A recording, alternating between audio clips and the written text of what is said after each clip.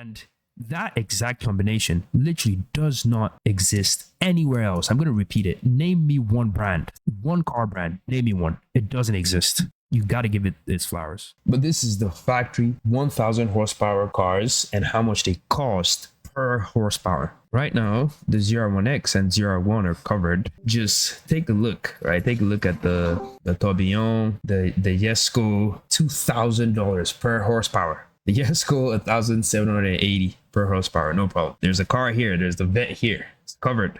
The Ferrari 849 Testarossa, 546. Now the Revuelto, 608. Right? So that's not, those are not bad numbers. Unveiled now, these are the ZR1 and ZR1X and ZR1 numbers. $166 per horsepower. Like, how is that not ridiculous? Right, this guy said Tesla Plaid was 120. Nobody cares about a Plaid. Sorry, nobody cares. Anyways, 166 per horsepower. Like, this is why the people, I wouldn't say these people, right? I wouldn't say the Bugatti and the Koenigsegg people, but I would say the Ferrari and the Lambo people. This is why these guys are not the biggest fans of these guys, is because of this, right? So, for this video today, it's not going to be scripted or anything like that. We're just sitting down and talking. We're just simply talking about why the C8 Corvette lineup has just made Corvette literally the best sports car on the market right now. The best sports car, supercar, whatever you want to call it. So right now, for the price of one loaded Porsche 911 Turbo S, Corvette would sell you a Stingray and a Z06, and it'll still leave you money in your pocket. There has never in the history of the Corvette being a lineup as complete, as varied, and as competitive with cars twice, 3 times, even 4 times the price as the ones sitting in the dealerships right now. And that's even what the Vettes are known for. Like, they're known for competing above their weight class, but we've never seen something genuinely competitive as this like ever. Just quick context, right? Like, before 2020, all the Vettes, they all had like front engine layouts, like just the classic American sports car layout, but from 2020, they moved the engine they made it a mid-engine layout, which I think that is the single decision, right? It's a single reason why the entire lineup works like as good as it does right now, because mid-engine cars, if have better weight distribution, better traction, like just better handling balance, like the kind of handling balance that used to be kind of exclusive to European exotics, which cost like 3 or 4 times as much. Now, although they all share the same DNA, right? Like from the base model Stingray to the ZR1X, there's still like a variety in things that they can do, and we're gonna go through them today. Let's start with the Nürburgring times. Like before we even get anywhere, right? Let's just start with the Nürburgring times. So for the Nürburgring times, as you can see right here, Drew Cattle is a Corvette engineer, by the way. I'm gonna just let you know right now, right? He's an engineer, right? He's a vehicle dynamics engineer on the ZR1X, right? Like, sure, he has some racing results, stuff like that, but look at him. Like, look at his rating. Races started, races finished. No problem. But he's an engineer, by the way, right? This is the 5th fastest car on the Nürburgring full lap. It's a ZR1X, right? Do you want to know how much a ZR1X costs? Let's just check real quick. 200 to 200, like, let's just say, let's even max it. Let's just say it's 250K. Top 5. Let's look at this brother right behind it. GT3 RS. 241 to 250K. It's already 20K cheaper. That's for the base MSRP. The funny thing is, in the real world, they usually trade between 450 to 600K. See? This is how much they actually go for. 400K, 400K, 400K, 400K, right? Sure, there's dealer markups on the Corvette as well, but it's faster with a fucking engineer. This name is like minus 10 seconds on the lap, fam. Or Bergmeister. Like, that just sounds like such a racer name. Like, look at him. German former racing driver. Of course he is. Like, now let's go to the ZR1. We don't got to look too far. Like, there's also an engineer there. It's also an engineer. Automotive engineer. Like, Also an automotive engineer, runs a 6 minute 50 seconds. Let's just look at the AMG Black Series, right? Let's just see the price on this Black Series. The MSRP is 325,000. Gotta be fucking shitting me. Let's just see the fucking monthly performance. Oh, the kit, just the kit alone is 100K. Just the kit alone is 100K. So if you just look around right here, like if you see the price of the GTD as well, it's also 300K plus. If you just look around, you see that not only is this the cheapest, right? Like not even the ZR1X, just the ZR1 ZTK package, right? Which is just 1 second slower. It's just 182 for MSRP, right? It's already the cheapest. Even if we take out all the dealership markups for every single one of them, it's already the cheapest in the top 10 is the cheapest. So that's already insane, right? That's part of why the people that buy these cars don't like this car because of that exact reason. A Corvette that is not driven by a professional driver, but Corvette's own in-house development engineers. They outlet Porsche cars built with the singular purpose of dominating that exact track. If that's not insane, I don't know what to tell you. Now on to the second section. So not only can those Vettes, the ZR1 and ZR1X do that, they can also destroy you at the drag strip. The ZR1 runs 0 to 60 in 2.3 seconds. And 9.6 seconds at 150 miles per hour with the ZTK package. 9.6 seconds stock, 2.3 seconds stock. That's for the ZR1. But that's not even the part that blew my mind when it first came out. It's the ZR1X. That's all we need to talk about here is the ZR1X. On a prepped surface, this car ran 0.60 in 1.68 seconds and a quarter mile in 8.6 quarter mile. Jesus fucking Christ. At 160 miles per hour. Top gas, standard tires in stock form. Just insane. That puts it within 200ths of a second of the Rimac Nevera, which is an electric hypercar that costs over $2 million. And then we don't even need to talk too much about the new Stingrays with the new engines, the LS6 engines that can go 200 miles per hour, like the base model Corvette. I have a video of that, like explaining that. Like it's going to be somewhere in the top right. But that car can go 200 miles per hour. It's a base Corvette. The car costs what? Let's look it up together. 2027 C8 Stingray.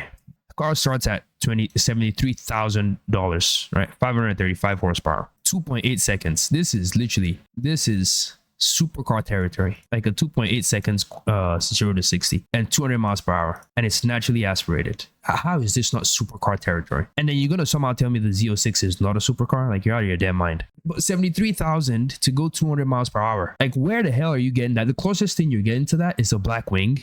And it's also from GM. And that's 100K.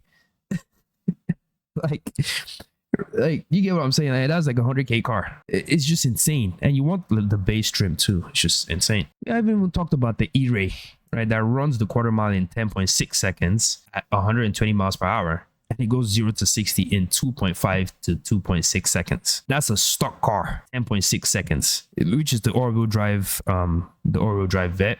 And then you're coming out with the Grand Sport, which should be even faster. Like I'm guessing it's just more so going to be like very like track focused. 10.6 seconds, quarter mile. The Z06 does the quarter mile at the same time, but around 131 miles per hour. So at least with that, you kind of know like the top end speed is just there for the Z06. That being said, the 911 Turbo S runs 0 to 60 in 2.4 seconds, by the way. Just to put that out there for context. I don't know how you wouldn't classify the Turbo S as a supercar. That's beyond me. You feel me? Like that's beyond me. But that runs at 2.4 seconds, just to put that out there. And the E-Ray runs at 2.6. Yeah, the base GT3 starts at $235,000. And the Z06 is 120K. Right? So it's already like almost half the price. And they're just two naturally aspirated track cars, nearly identical Nürburgring pace once you account for the Z06 timing discrepancy. And the GT3 costs almost double. If you've seen the videos of the GT3 running the base GT3 running the Z06 on any other track other than the Nürburgring, you would realize how much closer they are. right? Like I'm gonna link some videos in the description just so you could see like how close they are. Like the gap is not as big as like on the Nürburgring, right? Like when they use similar drivers, you see how close they are for that price point. Here's what I was trying to get to. Do you see what's right here? Do you see what's right here? I hope you open your eyes, yeah, and you see what's right here. What's the Z06? Yeah. Do you see 2 minutes and 38.6 seconds? Do you see that? Do you see the GT2 RS at 2 minutes 37.8 seconds? GT3 RS at 2 minutes 37.2 seconds. Same year car. You see how close they ran? And the Z06 ran a year before. Do you see how fucking close they ran? So when I tell you like they're closer than what it seems like on the Nürburgring, you best believe it. Like the Z06 is a different beast. It's just, I don't know why it's so underrated, but people only just talk about it for the sound, but it's a disgustingly good track car. Look at the GT4 RS. Here's the GT3, the competitor. The GT3 that's supposed to be its competitor. Look at it, 2 seconds slower. Like, come on, let's be real here. And then the ZR1 versus the GT3 RS. GT3 RS like should be maybe what, like 80k more MSRP. And the ZR1 is only 1 second slower on the Nürburgring with an engineer as the driver. Now the ZR1X, I don't even know what it's supposed to compete with. Like I guess maybe the Manthey, the GT3 RS Manthey edition is what it's supposed to compete with at this point, or the AMG GT Black Series, which both of them are just more expensive than the ZR1X. And the ZR1X is running 1 second slower than the Black Series with an engineer. I'm always gonna keep saying that, with an engineer. And to be fair, it runs 4 seconds slower than the GT3 RS Manthey Performance Edition, or Performance Package. But regardless of how I really want to slice it and dice it, it's still insane. There's no manufacturer on earth right now offering this like specific combination of just genuine Nürburgring credibility, drag strip numbers that rival electric hypercars, and a price tag that undercuts the competition by 6 figures in some cases. There's none on the planet. They're the only ones doing that right now. And let me just, before we get to reliability even, let me just tell you the lineup, right? Like the Stingray doing its thing as a, you know, as a entry-level sports car, you know, can go 200 miles per hour for 70 some grand, looks amazing, right? And then you go one up to the Grand Sport, you know, you just want a little bit of better looks, a little bit of oomph. You go to ZR1, the Grand Sport X if you want that all-wheel drive, and then you go to ZL6 if you want a supercar. A video is coming out for why the Z06 is a supercar. That's probably going to be my next video or the video after, but it's most certainly a supercar in every functional way possible, and I'm going to explain why. Like the argument I'm going to give is just going to like is going to decimate every other argument out there for why it's not a supercar. Like I could debate this any day, anytime. And then I'm going to guess like at some point the Z06 might get a Z06X, but we'll see. And then you go to the ZR1 and the ZR1X like we've just explained. And all of those cars can do multiple things pretty well. And they're all like, now that there's tuning for them, they're also like mod friendly. So there's also that. Now let's go to the reliability. There's the part most, like when they talk about value for money, they usually skip this part. But according to JD Power's 2026 sports car reliability data, the Porsche 911 obviously leads with a 91 out of 100, right? Because the Porsches are reliable. I got to give them that, right? They're reliable for sports cars, yeah. The Vette sits right behind it at 89 out of 100. And the 89 out of 100 for the Vette is right above the Porsche 718 Cayman, right? And it's comfortably ahead of most other performance cars on sale. Consumer Reports in May 2026 sports car rankings, when you weigh the performance, reliability, and owner satisfaction and safety, the Corvette actually comes out on top of the entire list, like ahead of the Porsche Boxster, the Toyota Supra, and everyone else they tested. And on ownership costs, the Corvette averages around $737 a year in maintenance, which is genuinely low for a car in this performance bracket, right? Compared to what a Porsche or a McLaren service build typically looks like. This matters because it kills the old stereotype. The Corvette isn't just fast and cheap anymore. It's fast, comparatively affordable, dependable, and extremely competitive, and if not even better than its counterparts. And that exact combination literally does not exist anywhere else. I'm going to repeat it. Name me one brand, one car brand. Name me one. It doesn't exist. You got to give it its flowers. Now, like I said, next video is going to be about the Z06 being a supercar, and if the ZR1X is a hypercar. There's an argument for that. We're gonna review that. But the Z06 is a supercar, and I'm gonna make a video for it. I'm gonna give you all the reasons, all the logical reasons, right? Like if people agree that X, Y, and Z are true, then the logical entailment of that is that the Z06 is a supercar, right? So I'm going to give you what X, Y, and Z are, like what the points are and why they are. But yeah, I'm working hard on that video. The script for that video is, you know, it's like not easy to make because, you know, I'm making it like argumentative. So I'm trying to bring like points. I'm looking at like definitions, like even though some of them might be proprietary definitions, but I'm also using like definitions people use colloquially and stuff like that just to, you know, prove a certain point.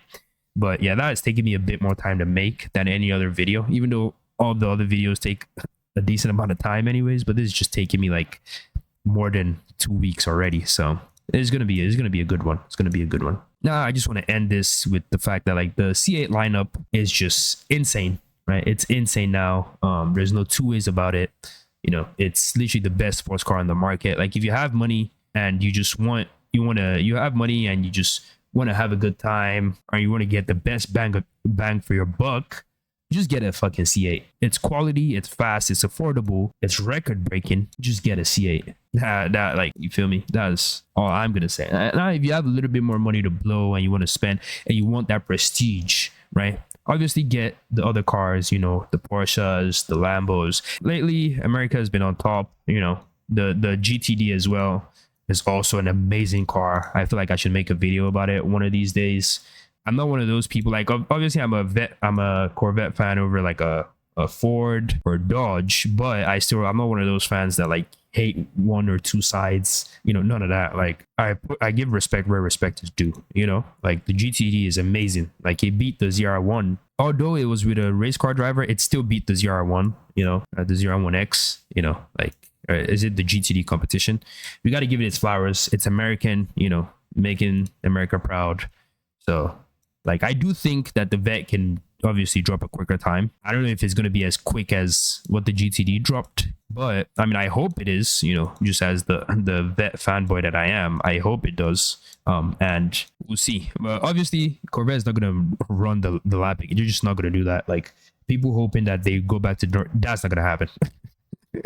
Don't even bother. Like don't even waste your time. That's not going to happen. But yeah, that's going to be it for this video. See you guys in the next one.